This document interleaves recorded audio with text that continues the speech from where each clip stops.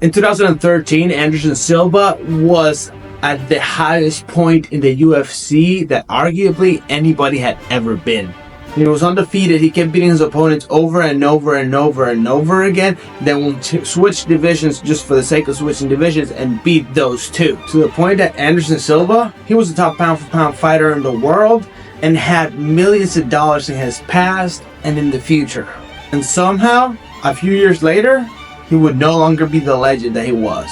Every single fighter that the UFC threw his way, he beat. Chael Sonnen got close, but Silva still beat him. Vitor Belfort, Jushin Okami, Chael Sonnen again, Steven Bonner. He was just mauling guys left and right and put the UFC's biggest winning streak in history. And he did it regularly and in a remarkable fashion, finishing 10 people. And at 37 years old, Anderson Silva had set himself for a millionaire's retirement. Never having to worry about money ever again, never having to get punched in the face ever again. You did the most of your work in your 20s and 30s. Now you just get to live from the riches. But about that, this is the saddest part about this story. It was so easy for it to not be like this, but Anderson Silva carved himself into a hole. After making it 16 straight after beating Bonner, Anderson Silva had already told the promoters that he was going to retire. He even said, "I've been doing this for years and I'm losing contact with my kids." Meaning that he just wanted to go home and stay with his kids and just enjoy life of a retired person. UFC wasn't too happy about it, but they decided to give Anderson Silva a Bentley as a gift. Now, Anderson Silva didn't take this as a retirement gift, but more so as a, hey, you might not want to retire, there's still money in this thing. And it kind of worked, because then Anderson Silva would have a fight in March in UFC 162 against Chris Weidman. Chris Weidman didn't have the name recognition of other challengers he's had, but you could see how the Olympic gold medalist had a shot against Anderson Silva's infamous wrestling defense. And Weidman really didn't have anything to lose against the all-time great like Silva did. And even though Anderson Silva decided to take the fight, he still promised his wife that if things went well, he would retire. Anderson Silva, whether this was true or not, Anderson Silva seemed to be happy with whatever the outcome was. If he wins or if he loses, life will keep going on. He's doing just fine. But his indifference to the result of the fight doesn't mean that he wasn't trying. He just kept doing everything he could to get in Weidman's head. He kept dancing around him, mocking him. He was begging for punches. Chris Weidman would take him down and do some damage, but Silva would escape when the horn rang. And Silva was getting hit in the face, but he just continued mocking Weidman and no-selling the punches. The first round ended with a kiss from the champ, but the second round, he would get a different type of kiss from the champ. He got hit with a left hook and pretended to be hurt. Started dancing, and then he would get caught for real. Weidman didn't give him a second shot, and he would finish him there. You could see his face just completely demoralized from being too cocky and getting knocked out for it. For the first time, Silva would watch a challenger become the champion. And after losing, Weidman would offer him an immediate rematch, and the champion made it clear that he had no intent on retiring and signed a 15-fight deal. Despite everything, Anderson Silva was still a wild favorite, which reinforced how he felt in that fight. One outcome will not determine your legacy. So they decided to go head-to-head again 3 days later. The likelihood of Anderson Silva getting rocked again seemed unlikely. A few months later, with the rematch happening so quickly, there was not a lot of time for trash talking, but Silva made it clear that he was going to get that knockout back. And Silva would admit to his future that he was still thinking about the end, that he was still thinking about the retirement, but he had to win this title first.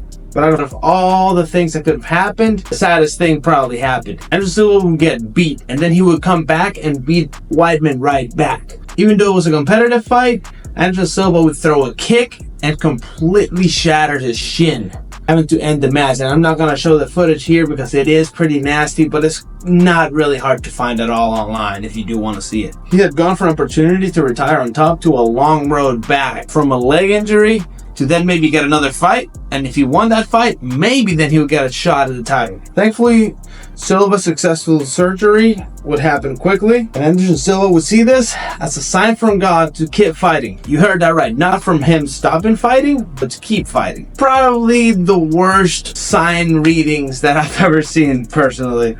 But he would get scheduled and fight against Nick Diaz. His family was still on top of mind, but he would still decide to take that rematch against Nick Diaz. He just planned to keep fighting. He said that he would not stop fighting until he got his title back.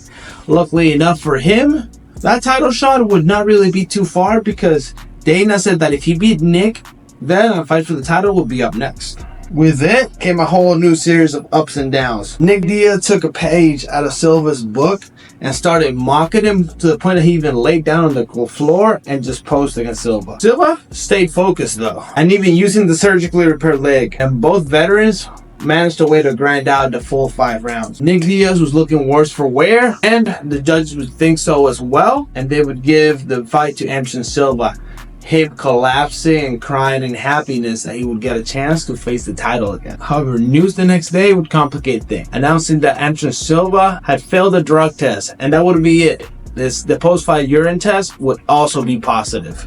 Now, Silva would blame this on sexual enhancement pills, but the commission didn't really buy it.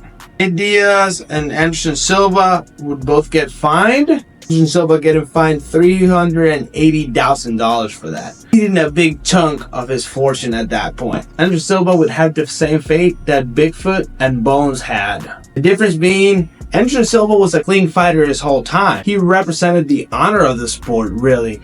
And seeing him fail a drug test was surreal. And this singular moment, more than ruining his bank account, it also started to put questionable things in his legacy. Yes, you might have said it was Cialis or whatever, but the doubt will always be there. The chances to retire had ended. The only way to avenge his legacy would be to once again keep winning the fights and keep winning them clean.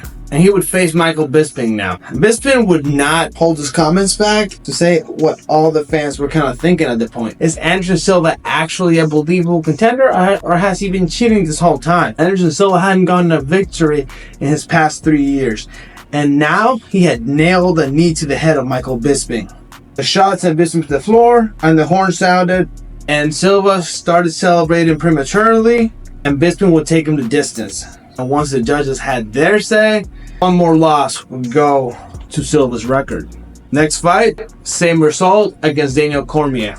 He agreed to go up to 205 and face Daniel Cormier on 2 days' notice. And on a unanimous fight, pretty much, it went DC's way, but the fact that Anderson Silva battled all 3 rounds meant a lot. And DC was just awestruck by the sight of being in the same octagon as Anderson Silva. But this Anderson Silva just couldn't shake controversy. And even in his next fight against Derek Brunson, his winless streak would finally snap, and the judges would call it unanimous and have Anderson Silva win. Derek Brunson was not happy about it, and he felt that he had justifiably won this fight. And even Dana White thought Anderson Silva lost the fight. Anderson Silva proclaimed himself to be the best in the world at this point. And then the word broke that Anderson Silva failed a drug test once again. And once again, it made the sport wonder what the legacy of Anderson Silva is. Anderson Silva addressed it, but he didn't really address anything. It was more so just saying that he was very sad and he needed to be a better man, that he will not stop doing what he loves. So his team went all out to prove that whatever was on Anderson's system was not taken intentionally. For those that had fought him recently, like Cormier, now there were much stronger doubts that Anderson Silva was ever clean. And Jose Aldo said it better than anybody. Your second failed drug test is a mark that will never go away. 1, you messed up. 2, it's pretty much intentional at that point. There are precautions these fighters can take to avoid the situations.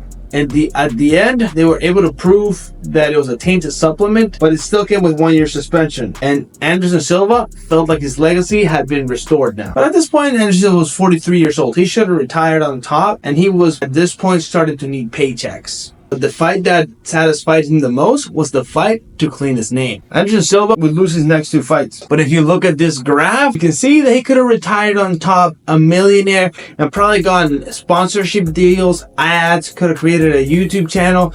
He could have gone so many other places with his popularity, his image, and his money. And sadly enough, that failed drug test and that broken leg vanished all those possibilities for him. Somebody that also had possibilities vanish, but because of the UFC, the completely opposite of Anderson Silva, is GSP right there. And if you want to see how Anderson Silva contributed to the UFC build in Las Vegas, you can check out that video right there. And I'll see you in those videos. See ya! Ballin' now, skirt down, all of these diamonds sold. Bought them for me, but they're yours now. You could drink it, but take it slow. Ballin' for you, falling for you.